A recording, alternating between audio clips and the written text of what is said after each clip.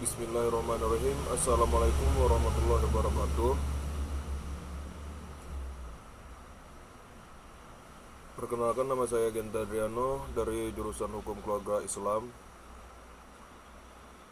Izin untuk mengumpulkan tugas kepada Bapak Iqbal Karitno.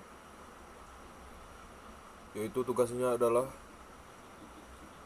menjelaskan tentang sejarah konstitusi, pengertian konstitusi, kedudukan konstitusi, dan fungsi konstitusi. Baik, saya akan langsung lanjut kepada materi penjelasan, yaitu yang pertama adalah sejarah konstitusi. Secara umum, konstitusi lahir dari kebutuhan manusia untuk mengatur kehidupan bersama dalam suatu negara agar tidak terjadi kesewenang-wenangan penguasa. Sejak masa Yunani kuno, Aristoteles sudah dikenal istilah politeia yang artinya aturan dasar mengenai organisasi negara. Abad modern, gagasan konstitusi berkembang pesat setelah adanya gerakan pencerahan Enlightenment di Eropa. Contoh penting seperti yaitu Magna Carta pada tahun 1215 di Inggris yang membatasi kekuasaan kerajaan. Yang kedua ada contoh dari Konstitusi Amerika Serikat pada tahun 1787. Konstitusi tertulis pertama di dunia yang masih berlaku hingga kini.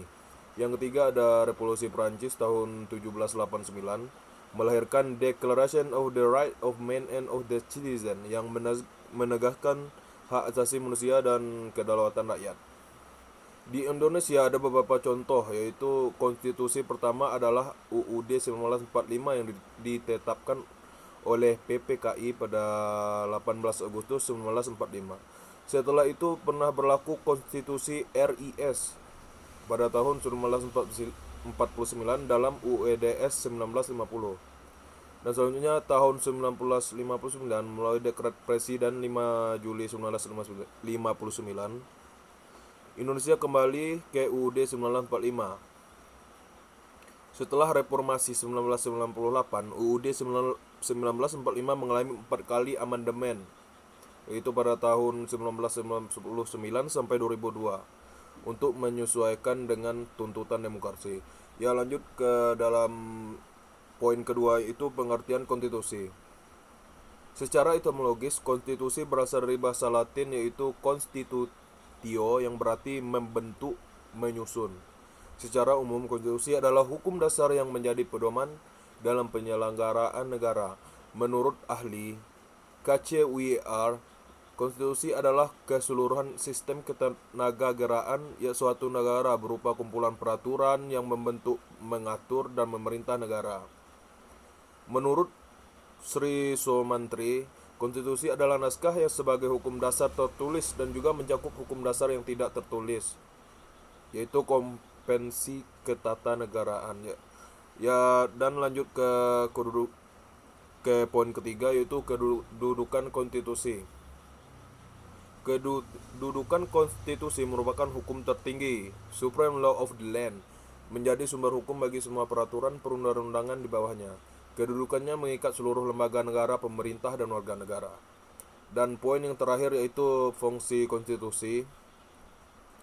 Dan fungsi konstitusi dibagi 4 bagian, yaitu 1. Fungsi politik. Apa itu fungsi politik? Adalah menentukan sistem pemerintahan, pembagian kekuasaan, serta hubungan antara lembaga negara. Dan yang kedua dari fungsi konstitusi adalah fungsi hukum, yaitu menjadi dasar hukum tertinggi, acuan dalam pembentukan peraturan perundang-undangan. Dan yang ketiga yaitu fungsi demokrasi, yaitu menjamin hak-hak dasar warga negara serta partisipasi rakyat dalam pemerintahan. Yang keempat, fungsi pembatasan kekuasaan, yaitu membatasi kekuasaan penguasa agar tidak sewenang-wenang, konstitusionalisme. Ya baik, terima kasih kepada Bapak Iqbal Karitno. Lebih dan kurang saya mohon maaf. Wassalamualaikum warahmatullahi wabarakatuh.